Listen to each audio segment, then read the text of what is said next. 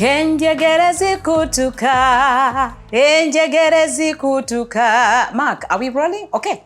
All right, dear viewer, it's a pleasure once again to catch up with you in your beautiful, amazing time. I hope you're enjoying my first episode. This is me. Welcome back to Voice of Grace, the story of Judith Babirye. This is me. In a previous episode, nabagamba nti jembaddeyo n'okuva mu buto kati njagala nkutwaleko my foundation, my education foundation. So my education, my first inception into anything called formal education, I started at Nandere. Nandere nga batono abamanyiyo. Naye Nandere has one of the biggest Catholic conventries. And it had a primary school and it had a secondary school. It was a very flourishing, academic environment where you had spiritual nourishment, you had education, and then for by the way, those days, the children, because we used to have farms. We would go, so they would train you how okulima, okulima. Ne bakuyigiriza agriculture nga biri practical, ne tusimba ennyaanya, tusimba amatooke. So it was that kind of environment where we grew in. And my favorite teacher was called Sister Fede. Sister Fede loved me. She was a Catholic nun. She was very nice. She was very kind. And manye ebintu bya Mukama biri amazing. As a child, even still, I don't know, I just found myself reading. And so it is something that I'm seeing in my son. My son began to read without getting formal education when he was only 3 years, and he reads complicated words. And I wonder, nengamba walwa kuba mu Canada, gabyewunyisa naye ate nze saali mu Canada. So Sister Fede loved me because I would read. So those days they would get us to go on the assembly, and then Sister Fede would call me out, short like this and tiny. Nanga Babirye, can you come and read this book? So we had many Luganda books, but one of my favorite books and one of the books that I remember very much a lot is Wakaimane Wango. We used to read that book. So people of my age, 70s, Mubitegera. So those books were there, Wakaimane Wango, and we would read those books. So every assembly, Sister Fede would call me on the stage, on the assembly, and I read a page or two, and everyone would be like amazed. And then she'd be like, she would encourage other students who are older than me in higher classes, like to work on their reading skills. If the child could read, then they could work on their reading skills. So it was that kind of thing. I began to be popular and I was liked. I was loved. I ate kabalangala like crazy. Students, I had so many friends. And then my teachers, ngatuli amenvu. I never lacked. My father, the father cared for me, the sister, because I don't know, for some reason, I was that popular kid at Nandere. And then when I was in primary 2, we were in that, that first term going to primary 3. We were actually one first term of primary 3.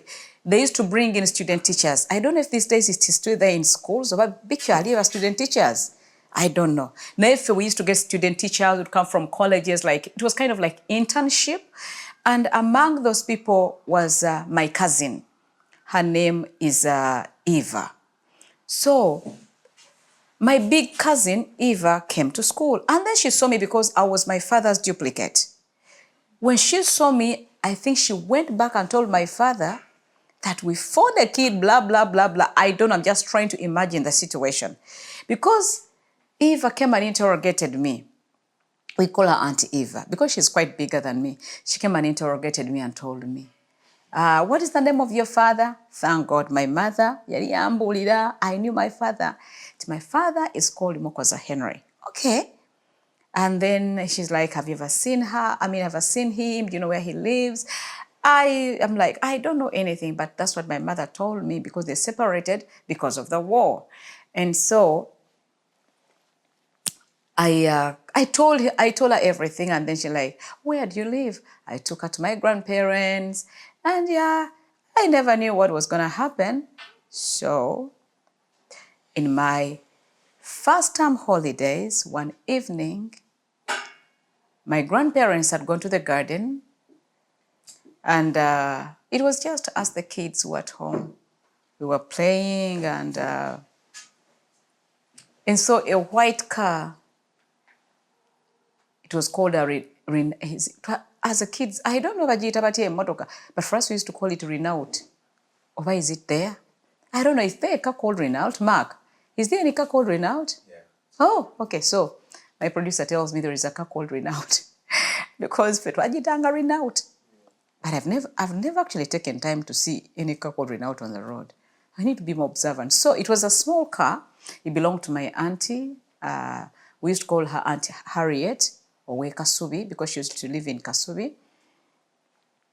And so they came and they sat in the living room. I don't remember the rest, but I remember there was my auntie and there was my father. I don't remember anyone else on the entourage. Just the two people, but I know there were not only two people, but the rest I don't remember. And they sat in the living room and they gave me a dress and I wore and shoes, and we left. My mother wasn't home. My grandparents weren't home. And we left. As a child, I couldn't process what was happening. I didn't know what was happening. I don't know if in my mind I thought I'll be coming back one day. I don't think I ever had any thought. I don't remember myself processing anything like I'm going, not coming back, or I'm going and coming back. I never had any thoughts attached. All I knew, I was introduced to a man called, "This is your father." And I was excited. And then my auntie. So they drove all the way from Luwero side, Mubanda. We crossed River Nile and we branched off to a place called Nyenga. My father was a headmaster of Nyenga Secondary School. And during the initial years, the initial days, they took me to our ancestral home in Busoga, and they took me to the burial site of my twin brother. And it was strange. Communication was so hard because they were speaking Lusoga and I never knew Lusoga. One thing that stuck in my head, one kid kept saying, "Takwe ibali, takwe ibali." And I'm like, what is takwe ibali? So she was saying, when you go ngabazika domuntu notekako ejjinja, like put a stone as a symbol that you've also participated in the burial. Banange bayogera takwe ibali until we left. I didn't get takwe ibali. Honestly, I couldn't process it because I never knew Songa. So they also took me to my Senga. Oh, Auntie Naume. Senga Naume was a very, very, oh my God. She was a special woman. She was so beautiful. She was so kind. She loved me right from the moment she saw me. She embraced me. She cared. I miss her.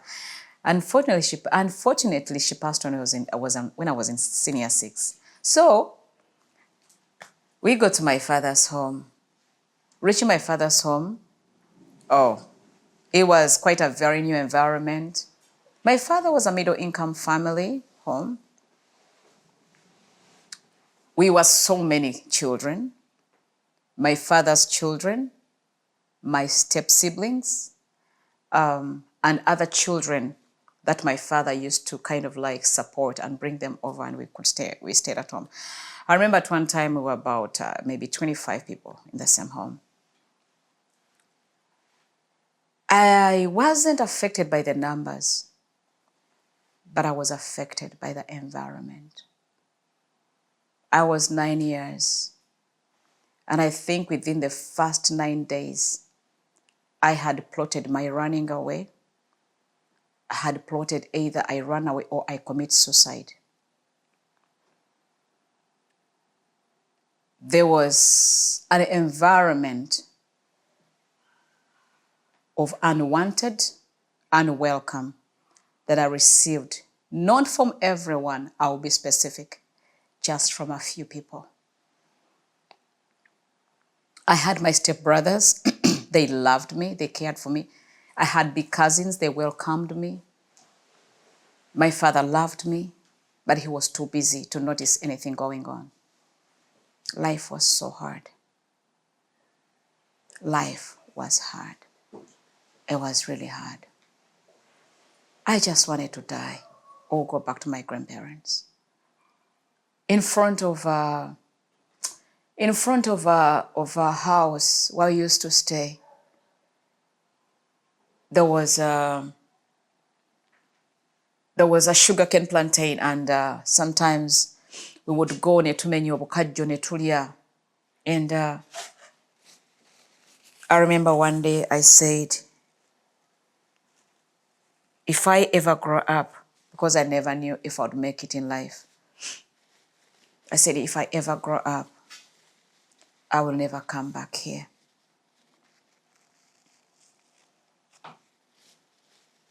There are so many things that I wish I can say, but I cannot say. But I just want to say my life, I was a traumatized child. I was miserable. I was that child every day. They would tell my father that I'd done something wrong. My father never took time to investigate whether it was right or it was wrong. Right from the age of 9, he would make me sit in the bedroom with his wife. He would talk and insult me, insult my grandparents, insult my mother. Kama nakuvuma nakugamba ebigambo ebiruma. Nga biruma.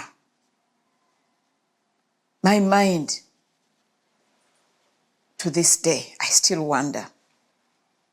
I still ask, if God was to give me another chance to be a child again, I wouldn't choose to be a child in that family the way I was. It's not that I didn't forgive my father, no, I forgave him. But you see, when you get a wound on your life, even if it is treated and it is healed, the scar remains. So to this day, I struggle. I struggle. Sometimes I look for answers. I buried my life in my silence. When I would go to bed, I would cover myself and cry under the blanket. But during the day, I would pretend to be okay, I would pretend to laugh. And many people actually said, Babirye tanyiga. No, atenga nyiga no.